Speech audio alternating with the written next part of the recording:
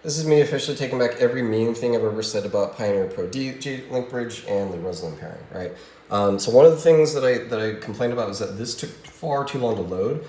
The key thing here is disabling a Wi-Fi. That's actually the trick. So once this is loaded, all these show green players, right? We can see one mixer, one CDJ, two CDJs, right? And they're set up for player 2 and player 3. You can see player 2 and player 3. So this is all relevant because when we go back into Resolume, and then when we enable these features on the tracks, you can see right here. So we've got this. It's only paying attention to player 2. Again, player 2. And then conversely, when we look at this layer 3, it's only listening to 3. So all of the tracks are set up in this way. And then the other key feature is layer opacity.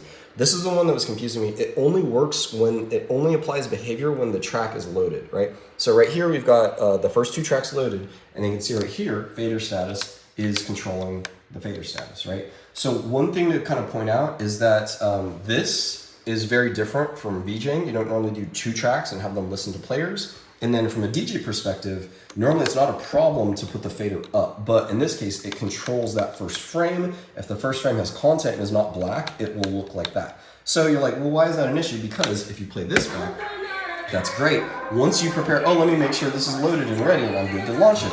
Oof, then we get that image and it takes over. So that's the only thing where, again, it's a Resolume thing. It's the top layer because it's 3 that would take over like that. So ideally that would kick in at the very end of the track. So we skip everything over here. And then as this gets ready, right? So we're not gonna bring this up until we're really ready to play it. And we can see right here, that comes up and then boom, right? So we can only do it like that. And it's basically put in the track, fader up, track's done, fader down.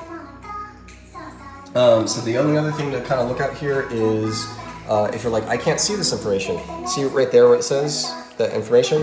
What we do then is that we take this and we actually drag it over to the track. That's how we do it like that. You can see that dragging feature, it's interesting. But then the other thing is that in view, we want to make sure that we do have that enabled, right? And then the other important thing is then in our settings, we want to make sure that, not settings, preferences, down here, Pioneer Pro DJ Link, that is correct, right? You can see that at the bottom. So a couple different things to kind of get correct, but once that's all working, this fader status is invaluable. However, like I said, DJ pulls up next track, hey, I'm all ready, now I'm gonna bring that up. That works because it's player 2, right? Because in Resolume stacking, player 3 is on top.